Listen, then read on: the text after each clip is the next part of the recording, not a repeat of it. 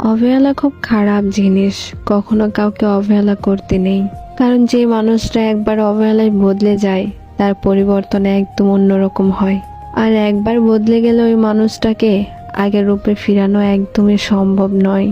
আজকে যে মানুষটা আপনাকে দেখার জন্য বেহায়ার মতো অকুল হয়ে পড়ে, একদিন দেখবেন সেই মানুষটাই আপনাকে দেখার জন্য বেহায়ার মতো অকুল হয়ে থাকবে না।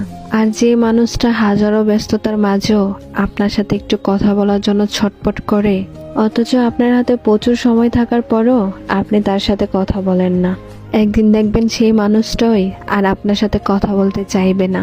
আর যে মানুষটা সারা রাত ধরে মোবাইল হাতে নিয়ে বসে থাকে আপনার একটা মেসেজের অপেক্ষায়, কিন্তু তখন আপনি অন্য কাউকে নিয়ে বিজি থাকেন, একদিন দেখবেন সেই মানুষটা রাত জাগবে না, রাত জেগে আপনার মেসেজের অপেক্ষা করবে না, কিন্তু তখন আপনি তাকে মেসেজ দিলেও তার কাছ থেকে আর রিপ্লাই আসবে না।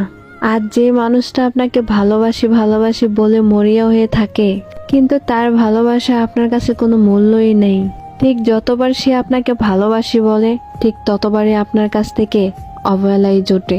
একদিন দেখবেন সেই মানুষটা আর আপনাকে ভালোবাসি ভালোবাসি বলবে না, চুপচাপ হারিয়ে যাবে অজানায়। মানুষ বদলায়, কারণে অকারণে বদলায়, কিন্তু যে মানুষটা একবার অবহেলায় বদলে যায় তার বদলে যাওয়ার রূপটা খুব ভয়ঙ্কর হয়। অবহেলায় তো লোহায় মরিচিকা ধরে যায়, আর রক্ত গড়া মানুষ তো এমনিতেই শেষ হয়ে যায়।